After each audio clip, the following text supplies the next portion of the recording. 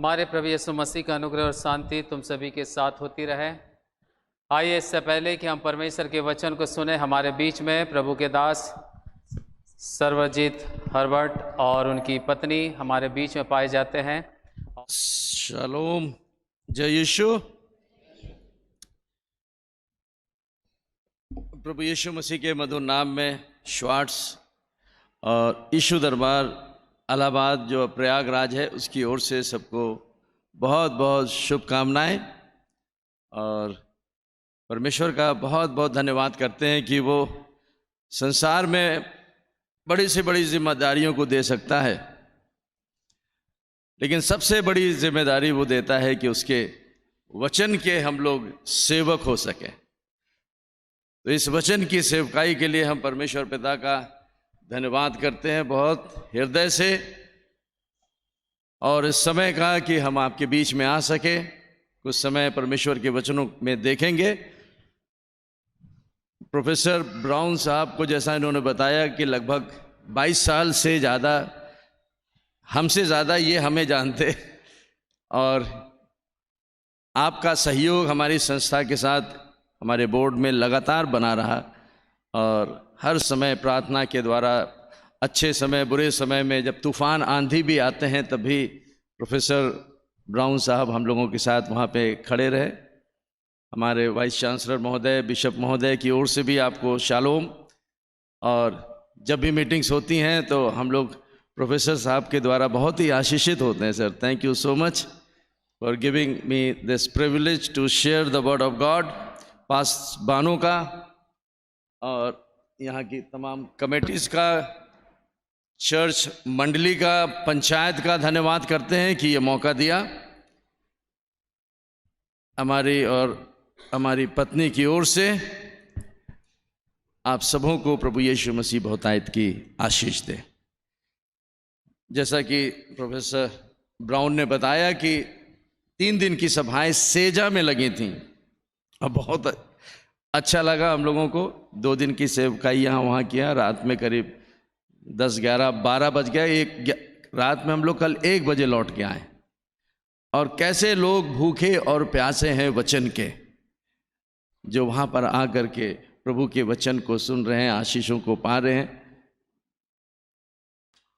2018 में भी हमें आने का मौका मिला था यहाँ पर, लेकिन उसके बाद जब कोविड आया, चारों ओर बंदी हो गई, तब परमेश्वर की आत्मा ने हमसे एक बात कही कि अब जो समय आने वाला है, मंडलियों को जागने की जरूरत है। ये post pandemic and time revival आने वाला है कलीसियाओं में, आत्मिक बेदारी जिसको कहते हैं स्पिरिचुअल रिवाइवल।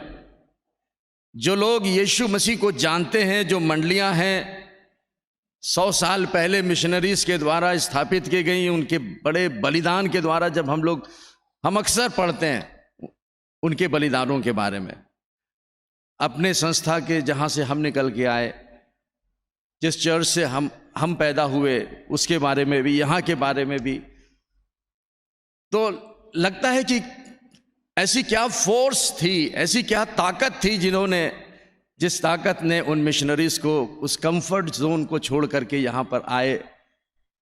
और हम अपने बारे में जानते हैं, जैसा वचन में लिखा हुआ है 1 कुरिन्थियों उसके 1 अध्याय के 20, 21, 22 पदों में, कि उसने जगत के तुच्छों को चुन लिया जो कुछ नहीं है। तो हम लोग उसी में से निकल के आए। लेकिन आज प्रभु का वायदा सच्चा है। उसने कहा है कि यदि तू विश्वास कर तो तू और तेरा घराना उद्धार पाएगा। हमारे दादा, हमारे नाना ने जब प्रभु यीशु मसीह को उस जमाने में ग्रहण किया, आप सबों के साथ भी यही इतिहास होगा। तो आज हम लोगों की परिस्थिति बदल गई, रहन सहन बदल गया। ये सब इसलिए हुआ कि उस प्रभु यीशु मसीह के सुसमाचार को लेकर के दूर दराज से लोग हमारे देश में आकर के हम लोगों के जीवन को बदले हैं। प्रभु उनके परिवारों को बहुत बहुत आशीष दे, और वही आत्मिक बोझ हम सबों के जीवन में भी आने का समय है। जागो मसीहों,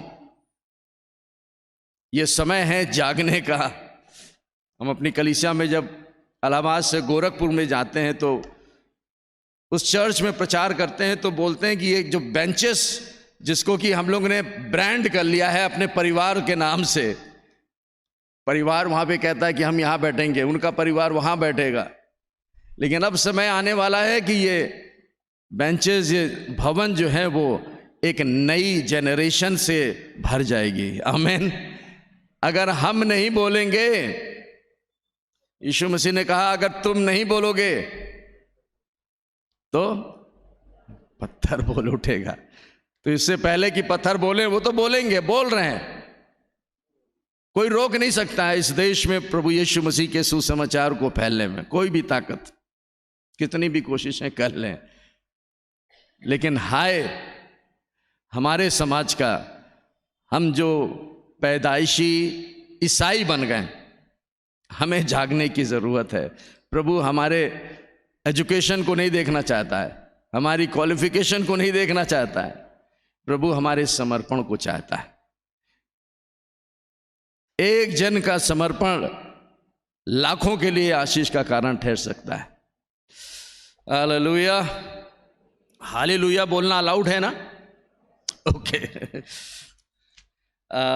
कल रात में यहाँ आपके चर्च की मंडली भी, वहाँ पर जो वर्शिप ग्रुप है सेजा में गया था, बहुत सुंदर भजन गा रहे थे, वर्शिप कर रहे थे बच्चे, छोटे छोटे जवान बच्चे भी थे, और प्रभु का बड़ा आत्मा की उपस्थिति थी वहाँ पर। बहुत से चंगाई छुटकारे हुए लोगों के जीवनों में। तो कुछ बहनों ने कहा कि जवान बच्चों को कुछ बताएं, तो परमेश्वर की आत्मा ने यहूदा उसके 20 और 21 पद को बताया। हमने कहा यही पढ़ो, यही है तुम्हारे लिए। और आज हम सोच रहे थे क्या बातचीत करेंगे। हम बहुत लिख पढ़ के नहीं सवाल प्रचार की तैयारी करते हैं। हमारी तैयारी जो है घूमते टहलते होती रहती है, आत्मा में प्रार्थना करते रहते हैं, कमरे में लेटे बैठते, हर समय तैयार रहने की जरूरत है। हालेलुया। पौलुस कहता है समय असमय प्रभु के वचन को सुनाने के लिए हमें कैसे होगी तैयारी? किताब पढ़ के नहीं होती है। किताबों को पढ़ के हम प्रभु के सुसमाचार को, उसकी बातों को नहीं तैयार कर सकते। आत्मा की तैयारी चाहिए। ये आत्मा, हमें उसने एक आत्मिक प्राणी बनाया है। We are spiritual being. 2 दिन बहुत चिल्लाए, कल तो बहुत जोर जोर से प्रार्थना करनी पड़ी, तो हमारा गला थोड़ा सा हमारा साथ दे रहा है। तो हम एक आत्मा हैं। ये वचन जो है वो हमारी आत्मा के लिए लिखा गया है। जब मसीही इसे अपने दिमाग को लगा करके समझने की कोशिश करते हैं तो समझ में नहीं आएगा। We are not soulish, we are spirit. हम लोग आत्मा है, आत्मिक प्राणी हैं। करीब 10 बजने जा रहा है, 10:30। हम लोग एक आत्मिक प्राणी हैं। और ये वचन भी है, प्रभु यीशु मसीह कहता है, ये वचन जॉन 6:63 में कहता है, ये वचन जो मैं बोलता हूं ये जीवन है और ये आत्मा है। इसे हम लोग ढेर सारी प्रिंट करवा के खरीद करके घर में रख लें, कुछ फायदा नहीं होगा जब तक कि ये हमारी आत्मा में ना उतर के आए। हम आत्मा है, और हमारी आत्मा का जो रास्ता है, जो डोर है, जैसे चर्च में लोग आ रहे हैं तो गेट से आ रहे हैं, उधर गेट है, ये गेट से अंदर आ रहे हैं। अगर पादरी साहब बंद कर दें तो कोई नहीं आ सकता। वैसे ही हम हैं, हमारी आत्मा है, आप हैं, आपकी आत्मा है। इस माइंड के दरवाजे को खोलना होगा हमें वचन के लिए। Mind is the doorway to our spirit man. लिखकर हम आपको बहुत अच्छा समझा सकते हैं, बता सकते हैं, प्रचार कर सकते हैं, लेकिन ये वचन जब तक कि हमारी आत्मा में ना उतरे तब तक हमारे लिए इसका कोई लाभ नहीं। यीशु मसीह ने कहा कि मनुष्य केवल रोटी से नहीं, लेकिन हर एक परमेश्वर के मुख के निकले हुए वचन से जीवित रहेगा, क्योंकि ये वचन जीवन है और ये वचन आत्मा है। तो जब भी हम परमेश्वर के वचन को लें तो इसे यह सोचें कि हमें इसे अपनी आत्मा में उतारना है, और आत्मा में जाने का जो रास्ता है वो हमारा माइंड है, और माइंड में जाने के लिए हमें अपने शरीर को तैयार करना पड़ेगा, सैक्रिफाइस करना पड़ेगा, कुछ समय निकालना पड़ेगा, कुछ मेहनत करनी पड़ेगी। इमारत जितनी ऊंची होती है उसकी नींव उतनी ही गहरी होती है। आज परमेश्वर का आत्मा आप इस मंडली से कह रहा है कि अपनी जीवन की नींव को मजबूत करो, फाउंडेशन को मजबूत करो। और ये फाउंडेशन मजबूत होती है जब परमेश्वर का वचन आपकी आत्मा में उतरता है, हमारी स्पिरिट में आता है। इसके लिए हमें समय को देना पड़ता है, सैक्रिफाइस समय का करना पड़ता है, बहुत सी पार्टीज छोड़नी पड़ती हैं, बहुत से समय जो हम लोग दूसरे कामों में लगा सकते हैं वहां से समय निकालना पड़ता है। और तब जब हम घुटनों पे आकर के परमेश्वर के वचन को पढ़ेंगे, जब हम अपने दरवाजे को खोलेंगे कि प्रभु आ, प्रकाशित वाक्य में लिखा हुआ है कि यीशु मसीह द्वार पे खड़ा हुआ क्या कर रहा है? कहां है दरवाजा? ये दरवाजा हम लोग अंदर से बंद किए हैं, हमारी आत्मा ने हमारे माइंड को अंदर से बंद किया है। हमारी अपनी विचारधाराएं हैं, हमारी अपनी धारणा है, अपनी कल्पनाएं बना लिया है हम लोग ने। यीशु मसीह के वचन को जब पढ़ा जाता है, जब हम पढ़ते हैं तो लगता है कि अरे हमको तो मालूम है, अरे इसमें तो ये करा यीशु मसीह ने, और फिर हम लोग दरवाजे को बंद रखते हैं, अरे मालूम है हमें तो।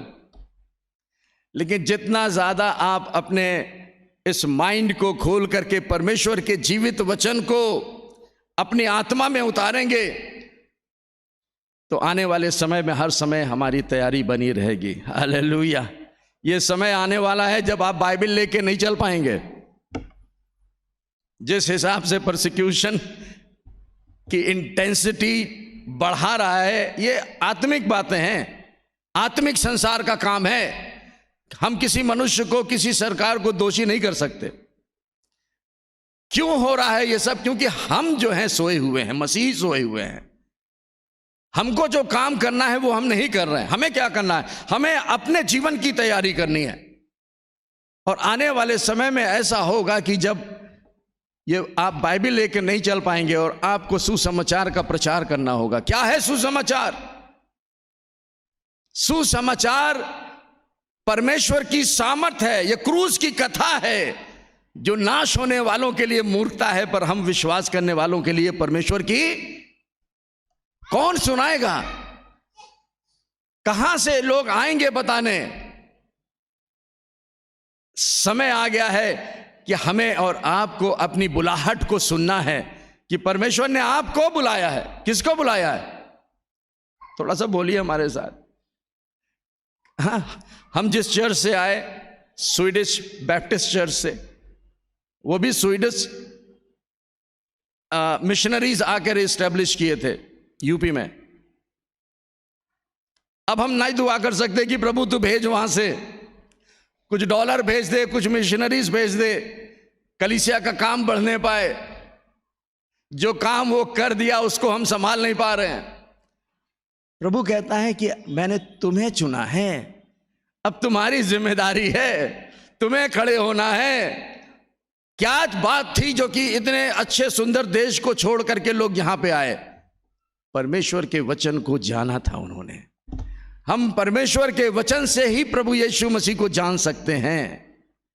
तो आज जरूरत है आपके लिए व्हाट्सएप से, फेसबुक से, यूट्यूब से ज्यादा प्रभु यीशु मसीह के वचनों को पढ़ें। कई बार जवान पूछते हैं क्या पढ़ें? हम तो शुरू किए थे जनवरी से बाइबल को पढ़ना। उत्पत्ति पढ़े, निर्गमन पढ़े, फरवरी आ गया, लय व्यवस्था पढ़ने लगे, और पहले ही हफ्ते में फिर उनको नींद आ गई। लय व्यवस्था समझ ही में नहीं आती है। डिसीजन तो लेते हैं हर साल, यहां पढ़ना है, पढ़ना है, लेकिन क्या पढ़ना है? अरे हमें मत्ती, मरकुस, लूका, यूहन्ना प्रेरितों के काम पढ़ना है। ओरल रॉबर्ट साहब, जिनकी की यूनिवर्सिटी तुलसा यूएसए में है, उन्होंने यूनिवर्सिटी स्टैब्लिश किया। वो कहते हैं कि मैं घुटने पे आकर के मत्ती, मरकुस, लूका, यूहन्ना प्रेरितों के काम महीने में 3 बार पढ़ता हूं। जब तक कि परमेश्वर का जीवित वचन हमारी और आपकी आत्मा में नहीं जाएगा, हम मरे हुए मसीही बने रहेंगे। हमारे जीवन से कोई मसीह के कार्य का, उसके राज्य को महिमा नहीं मिलेगी। हमारे जीवन से परमेश्वर को महिमा मिलनी चाहिए। अगर हमने यीशु मसीह को जाना है, उस पर विश्वास किया है, कुलुस्सियों की पत्री उसका 1 अध्याय का 27 पद कहता है, कोई पढ़ ले जरा, कोलोसियंस चैप्टर 1 वर्स 27। हम अन्य जातियों के लिए क्या वैल्यू है मसीहत की, कुलुस्सियों 1:27। अरे हम अन्य जातियों पर, जिस पर परमेश्वर ने प्रकट करना चाहा, मैनिफेस्ट करना चाहा, रिवील करना चाहा, वो क्या है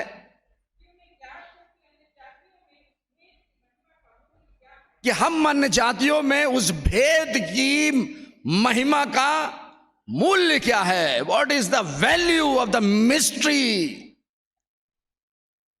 क्या भेद है हम नहीं समझ सकते जब तक कि समझाने वाला हमको ना समझाए। कौन समझा सकता है?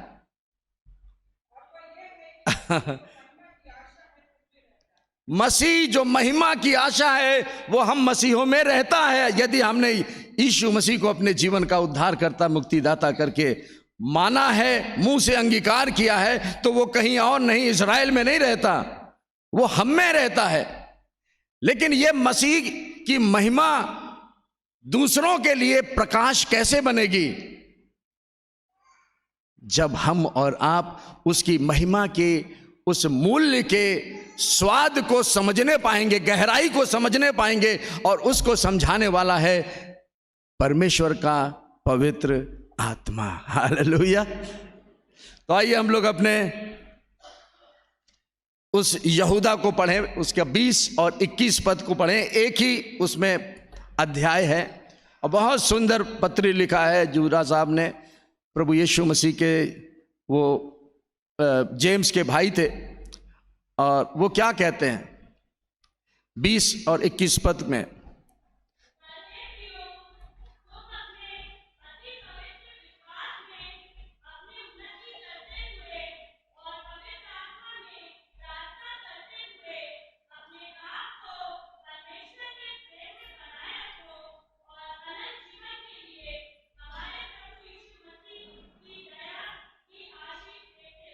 बड़ा समराइज करके यहूदा ने इस बात को लिखा है। हम अपने कंडक्ट के बारे में सोचते रहते हैं, जीवन के बारे में सोचते रहते हैं, लाइफस्टाइल के बारे में सोचते हैं, अपने फ्यूचर के बारे में सोचते रहते हैं, उन सारे रीति रिवाजों को मसीही होके करते रहते हैं। लेकिन ये सारा लाइफस्टाइल बनेगा कैसे? यहूदा कहते हैं कि तुम हे प्रियो, बिलवर्ड, कलीसिया को लिख रहा है, हमसे और आपसे कह रहा है परमेश्वर का आत्मा। क्या कह रहा है? कि तुम अपने अति पवित्र विश्वास में उन्नति करके, पहली चीज क्या है बोलिए, तुम अपने पवित्र विश्वास में, किसके विश्वास में? अपने। तुम हमसे कह रहा है, व्यक्तिगत कह रहा है, पारिवारिक रूप से कह रहा है, मंडली के रूप में कह रहा है। लेकिन मंडली की इकाई परिवार है, और परिवार का सर जो है वो हम हैं, अपने परिवार के सर। यीशु मसीह हमारे परिवार का सेंटर है। यह जिम्मेदारी हर एक भाइयों की है, हर एक मेल मेंबर की है जो अपने आप को बाप कहता है परिवार का। अपने विश्वास को जांचें, है कि नहीं है, खाली है। यीशु मसीह अपने चेलों के साथ जब जाते थे तो यीशु मसीह कई बार डांटते थे चेलों के, अरे तुम तो ऐसा विश्वास तो हमने सूबेदार का जब उसने देखा विश्वास को, तब क्या कहता है, हे अल्प विश्वासियों, कहां रहा तुम्हारा विश्वास जब आंधी और तूफान आई। उन्हें देखना था अपने विश्वास को, यीशु मसीह दिखा रहा था, उन्हें नहीं पता था। विश्वास बोलने से पता चलता है। यहूदा कह रहे हैं कि तुम अपने पवित्र विश्वास में उन्नति करते हुए। विश्वास कहां से आएगा? विश्वास है क्या? हिंदी की बाइबल, इंग्लिश की बाइबल आजकल हम बहुत हमेशा पढ़ते हैं, और जब जब हमने इंग्लिश की बाइबल, हिंदी की बाइबल में विश्वास पढ़ा, उसको इंग्लिश में देखा है, तो वहां फेथ नहीं लिखा है। यह ट्रांसलेशन का, वहां पे लिखा बिलीव, बिलीव, प्रतीति करो, प्रतीति करो, मानो, मानो, मानो। क्या मानो? यीशु मसीह कहता बिलीव। इंग्लिश के जो ऑथराइज्ड किंग जेम्स वर्जन है, जब विश्वास को ज्यादातर अगर आप देखेंगे नए नियम में, पत्रियों में, तो आप देखेंगे कि उसका सबका अर्थ जो है, ट्रांसलेशन विश्वास लिख दिया गया है। और हम लोगों की जबान में यह विश्वास ऐसा आ गया है कि हम हर परिस्थितियों में विश्वास कर रहे हैं, लेकिन है नहीं। तो है क्या विश्वास? लिखा है कि तुम अपने अति पवित्र विश्वास में। पवित्र क्यों है विश्वास? विश्वास को जब साइंटिफिकली समझने की कोशिश की गई, तो विश्वास एक फोर्स है, एक आत्मिक ताकत है, एक आत्मिक बल है। फेथ एक नाउन है, एक ऐसा सब्सटेंस है। हिब्रू की पुस्तक उसके 11 अध्याय के पहले पद में लिखा हुआ है, now faith is a substance. विश्वास है क्या? हमारे जीवन में कोई परिस्थिति आती है, हम तो विश्वास कर रहे हैं, वहां पे लिखा है बिलीव।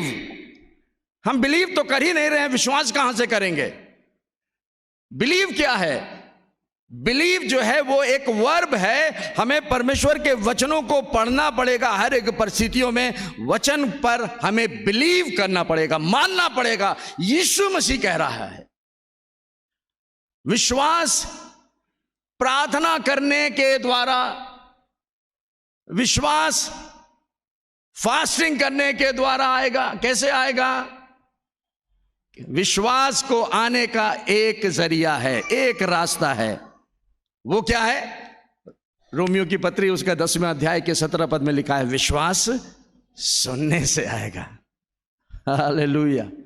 कुछ आता है, कोई सब्सटेंस है, एक ऐसी ताकत है जिस ताकत को परमेश्वर इस्तेमाल करता है। जब उसने उस विश्वास की ताकत को, सब्सटेंस को रिलीज किया बोल करके, तो क्रिएशन हो गया। कैसे बनाया? विश्वास की ताकत से बनाया। जब हम यीशु मसीह पर के वचनों पर प्रतीति कर लेते हैं, तो उसका विश्वास हमारे जीवन में आता है और वो हमें नया जन्म देता है। अपने आप से हम उद्धार मुक्ति नहीं पाए। ये नए जन्म की ताकत उसके दिए गए विश्वास से है। जब हम वचनों को सुनते हैं, कैसे सुनेंगे? जब तक हम पढ़ेंगे नहीं। 40 मिनट के प्रचार में विश्वास नहीं आता है। विश्वास आपको घंटों बैठ करके प्रभु यीशु मसीह के वचनों को पढ़ना होगा। कैसे पढ़ना होगा? आधे से ज्यादा लोग मन में ही पढ़ लेते हैं पूरी बाइबल। विश्वास सुनना, और सुनना मसीह के वचन से। तो कब सुनेंगे? जब आप जोर से पढ़ेंगे। ऐसे पढ़िए कि आप सुन सकें। विश्वास एक ताकत है, एक फोर्स है, जो कि वचन कंटेनर है। वो कंटेनर वचन जब आप सुनते हैं, जब आप बोल रहे हैं, पढ़ रहे हैं, सुन रहे हैं, तो वो वचन आपके दिमाग से होता हुआ आपकी आत्मा में जाता है। और लिखा हुआ है साम 119 का 130, भजन संहिता 119 के 130, ये जो वचन है जिसको आप पढ़ रहे हैं, सुन रहे हैं, 119 का 130 पढ़ लो, ये वचन जाके खुलेगा कहीं ना कहीं, पैकेट खुलेगा, कंटेनर खुलेगा, दिमाग में नहीं खुलता है, दिमाग में समझ में नहीं आएगा। ये वचन आपकी आत्मा के लिए लिखा हुआ है। इसीलिए कहता है तुम अपने अति पवित्र विश्वास में। क्यों पवित्र है? क्योंकि वह परमेश्वर की ओर से आ रहा है, एक फोर्स है, एक सब्सटेंस है जो परमेश्वर के वचनों के द्वारा जब आपकी आत्मा में उतरेगा तो क्या होगा? तेरी बातों के खुलने से वचन खुलता है। ये कंटेनर जब वचन खुलेगा, कहां खुलेगा? केवल आपकी आत्मा में ही खुल सकता है। और जब खुलेगा तो उसमें क्या आएगा? विश्वास सुनने से, और सुनना मसीह के वचन से होता है। तो विश्वास आज हर एक की जरूरत है। बिना विश्वास के हम परमेश्वर को प्रसन्न ही नहीं कर सकते। तो विश्वास आएगा कैसे? सुनने से। क्या सुनना है? मसीह का वचन। तो मसीह का वचन कैसे सुनेंगे? जब पढ़ेंगे, आप जोर से पढ़ेंगे, आप अपने पढ़े हुए वचन को सुनेंगे तो आपके अंदर परमेश्वर का विश्वास जो पवित्र है, परमेश्वर पवित्र है, उसकी वस्तुएं भी पवित्र हैं। तो वो विश्वास आपकी आत्मा में, सब्सटेंस आपकी आत्मा में आएगा। और यही यहूदा कह रहे हैं, यही जरूरत है हमारी। लिखा है कि जब हम विश्वास करते हैं तो क्या बन जाते हैं? धर्मी बन जाते हैं। और धर्मी जन जीवित कैसे रहेगा? विश्वास से। तो हमारा तो लाइफ स्टाइल ही विश्वास का होना चाहिए, वचन का होना चाहिए। आज हम लोग यीशु मसीह के नाम से तो जाने जाते हैं। हमारे रहन सहन, हमारी बातचीत, हमारा समाज में स्तर जो है, उससे लोग जानते हैं कि हाँ भाई ये ईसाई है। लेकिन क्या हम विश्वास में मजबूत हैं? क्या हम विश्वास में उन्नति कर रहे हैं? ये हर एक विश्वासी, हर एक मसीहों की ये सबसे पहली आत्मिक या मॉरल रिस्पॉन्सिबिलिटी करें कि वचन को ऐसे पढ़ें कि वचन को सुन सकें, जिससे कि वचन के द्वारा आत्मा में परमेश्वर का फेथ आएगा, फोर्स आएगी। और यही यहूदा कहते हैं। यीशु मसीह ने कहा क्यों जरूरत है हमें विश्वास की? ये विश्वास की फोर्स क्या करती है? इसका पता तब चलता है जब जीवन में परिस्थितियां बिगड़ जाती हैं। जब यीशु मसीह अपने चेलों के साथ जा रहे थे, एक बार सारे चेले थे, यीशु मसीह सो रहे थे, और लिखा है कि गलील की झील में क्या आया? बहुत बड़ा तूफान आता है। हमारे जीवनों में भी तूफान आता है, हमारी संस्थानों में भी तूफान आते हैं। तूफान को कोई रोक नहीं सकता, वो आना है उनका। और चेले क्या करने लगे? हाँ? डर गए, यीशु मसीह को उठाने लगे। यीशु मसीह ने क्या बोला? बड़ा जोर डांट लगाई यीशु मसीह ने, बहुत जोर से डांटा। अरे इतने दिन तुम हमारी सुनते आए हो और अभी भी तुम हमको जगा रहे हो। यीशु मसीह ने उनको डांटा और आंधी और तूफान से क्या बोला? हाँ जी, थम जा, बी स्टिल। और लिखा है कि आंधी और तूफान और हवा सब थम गई। यीशु मसीह क्या चाह रहे थे चेलों से? यीशु मसीह चाह रहे थे कि इतने दिन हमारे साथ रहे हैं, वो भी डांटते। यीशु मसीह ने कहा कि देखो, मैंने आकाश और पृथ्वी की सारी सामर्थ के ऊपर तुम्हें अधिकार दिया, 70 करके ऑथराइज करके भेजा था। जाओ, सुसमाचार का प्रचार करो, अंधों की आंखें खोलो, लंगड़ों को चलाओ, गूंगों को बुलवाओ, बहरों को सुनाओ, कोढ़ियों को शुद्ध करो, मुर्दों को जिलाओ। किससे कहा था? चेलों से कहा था। वो तो खत्म हो गए, चले गए, प्रेरित लोग चले गए, सेवा खत्म हो गई। आज हम और आप उस कार्य के लिए ठहराए गए हैं जो यीशु मसीह ने किया है। क्यों? क्योंकि लिखा हुआ है कि मसीह जो महिमा की आशा है, वो हम अन्य जातियों में जो अंधकार में थे, सुसमाचार के द्वारा मसीह अब हमारी आत्मा में रहता है। हालेलुया। परिस्थितियां जब खराब होती हैं तो हम लोग भी चेलों की तरह चिल्लाना शुरू करते हैं, रोना गाना शुरू करते हैं। हम लोग भी करते थे, लेकिन अब क्या करते हैं? तुरंत घुटने टेक लेते हैं। सारी समस्याएं आएंगी, जाग जाओ मसीहों। समस्याएं इस देश में आएंगी जबरदस्त, ईसाइयों पर तो और आएंगी, लेकिन अगर हम विश्वास में, अपने अति विश्वास में उन्नति नहीं किए। उन्नति का जो मतलब होता है, इंग्लिश में जो ग्रीक से वर्ड आया है, उसका मतलब होता है एडिफिकेशन। एडिफिकेशन का मतलब होता है जैसे कि मोबाइल की बैटरी डाउन हो गई तो हम लोग इसको लगा देते हैं चार्जर में, चार्ज होती रहती है। तो चार्ज करने की बात को कहता है उन्नति। अपने अति विश्वास में उन्नति क्यों करने के लिए कह रहा है?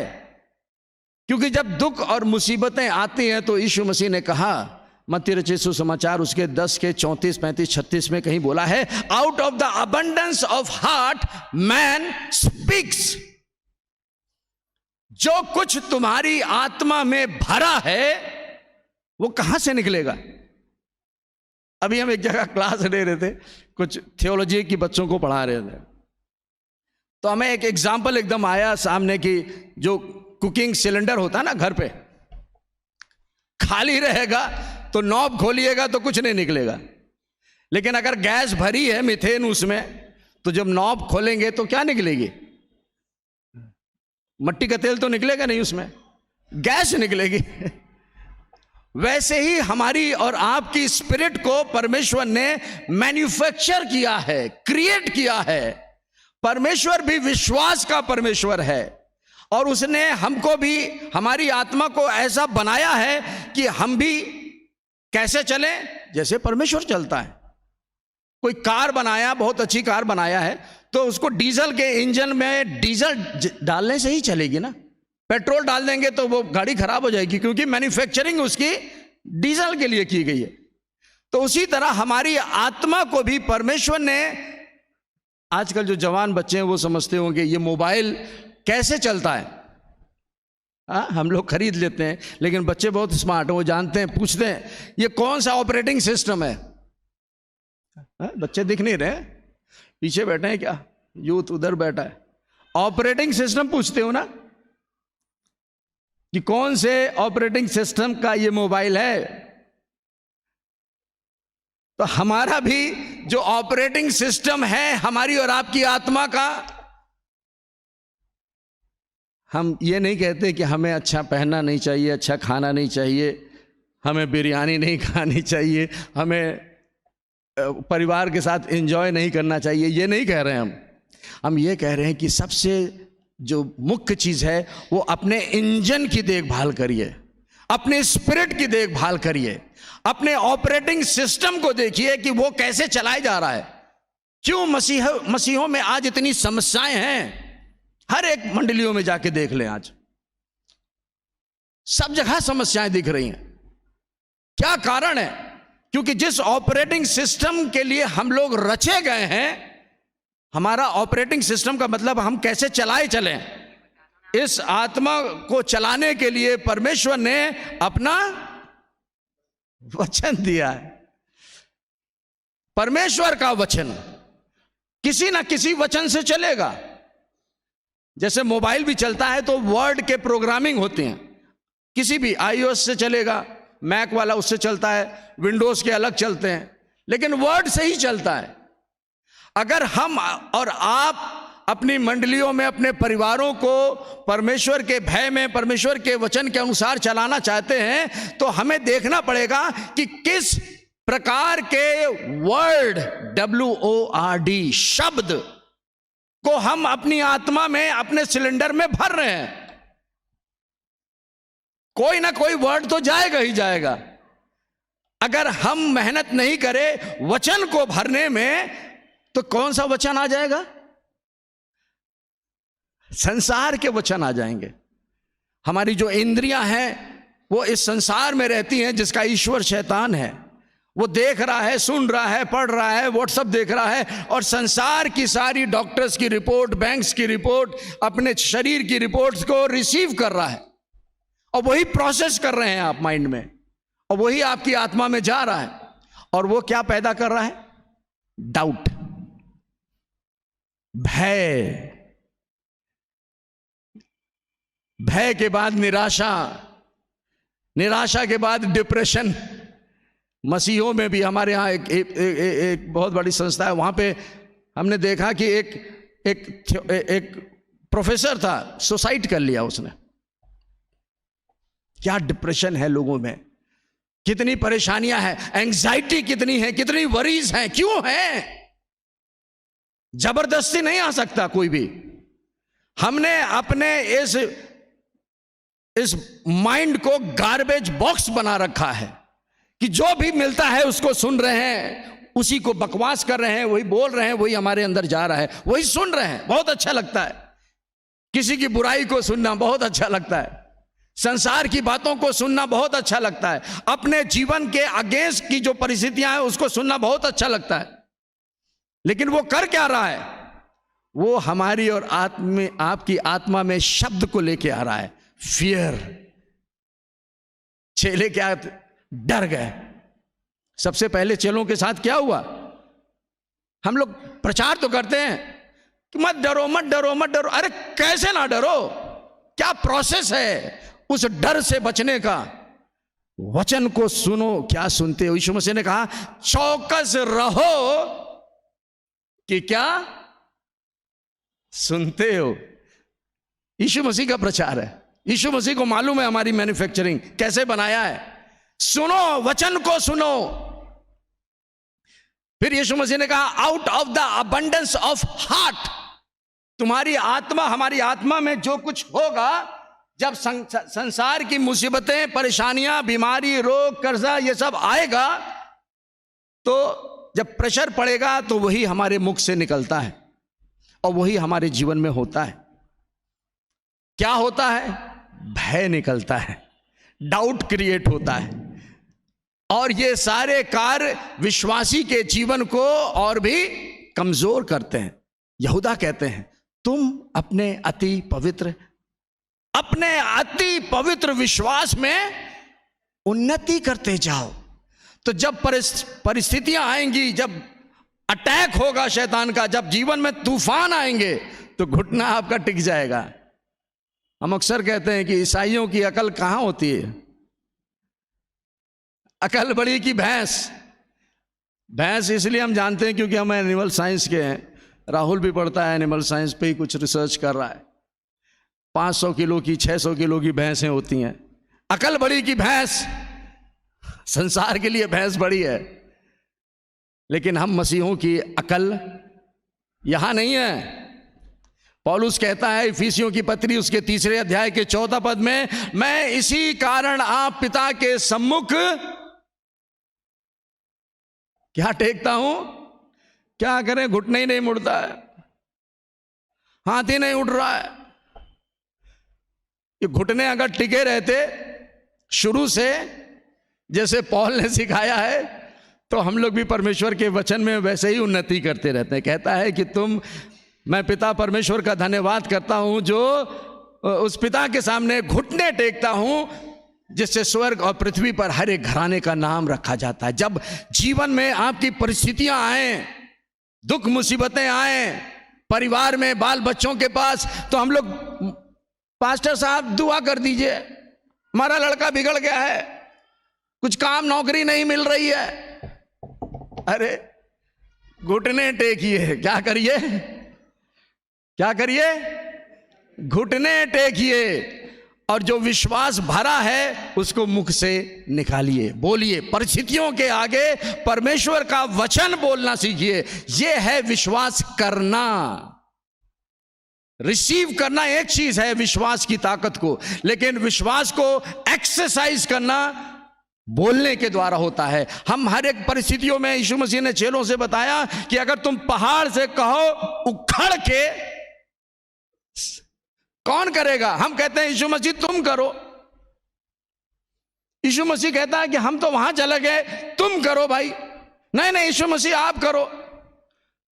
अरे यीशु मसीह आप इजराइल में तो करते थे ना। तो यीशु मसीह कहेगा भैया हम पहले तो यहाँ के चीफ मिनिस्टर थे, अब तो हम वहाँ के बन गए सुप्रीम, वहाँ के यूनिवर्स के पावर सेंटर पे बैठे हैं। वहाँ का अधिकार मैंने किसको दे दिया? हम हैं, चर्च कमेटी के मेंबर हैं, उससे नहीं फर्क पड़ता है। कल चर्च कमेटी के बारे में भी हम बता रहे थे। चर्च कमेटी में जो आते हैं लोग, उनको अपनी एलिजिबिलिटी देख लेनी चाहिए। प्रेरितों के काम उसके 5वें अध्याय के जस्ट जब खाना खाने जाते हैं तो मेन कोर्स खाते हैं, बाद में कुछ डिशेस भी लेते हैं। एक डिश बता रहे हैं, चर्च में सेवा करनी है। हमारे इलाहाबाद में बड़ा बोलना नहीं चाहिए, सब बनना चाहते हैं, बड़ी बड़ी पोजीशन। अरे हम कहते हैं कि भाई अपनी क्वालिफिकेशन देख लो।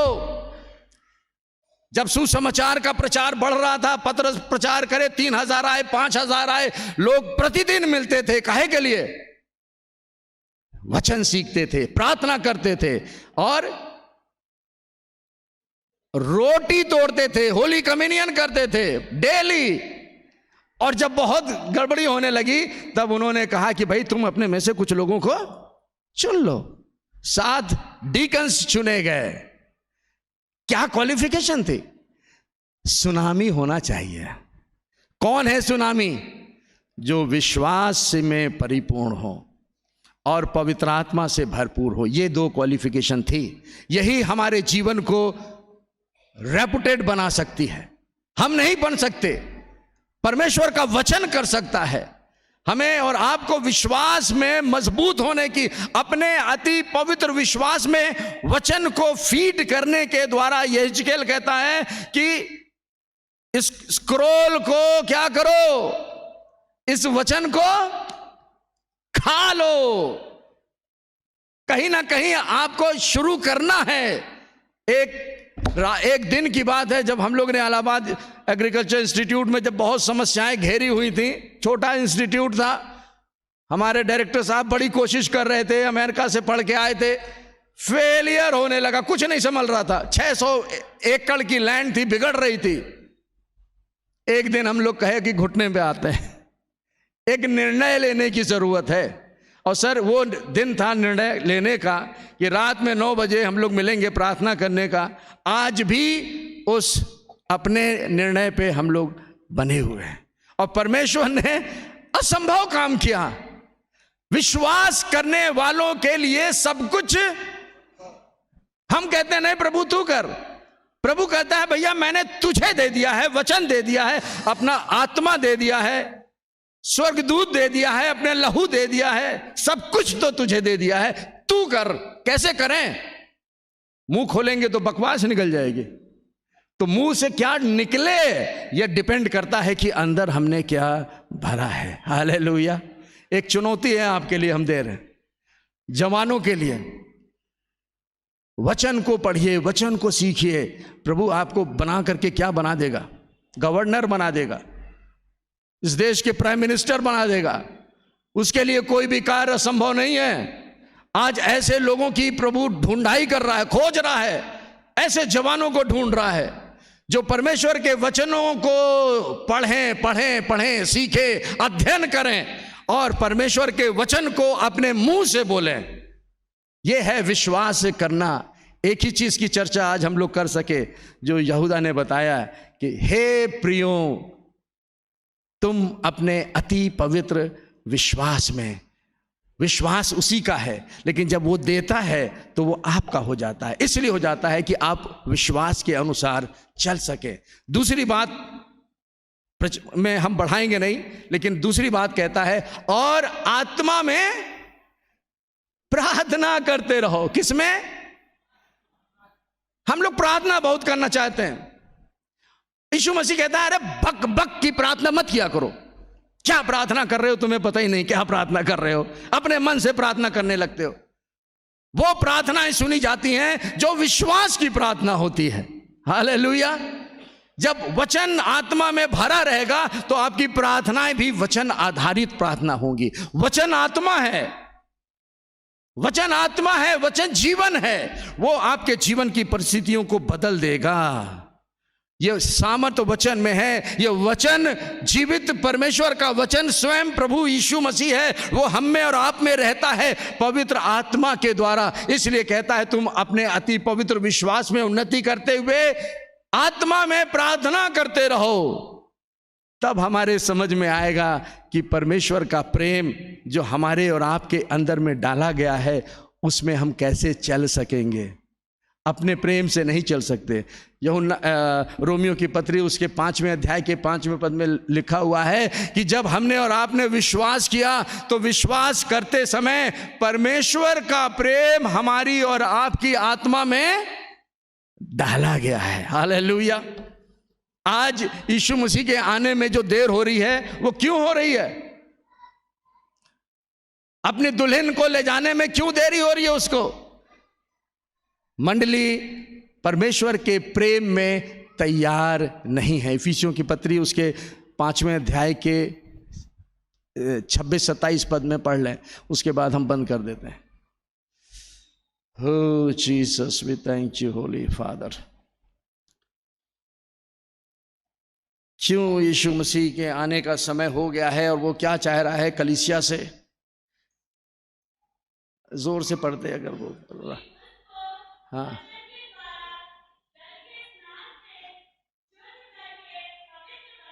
हाँ,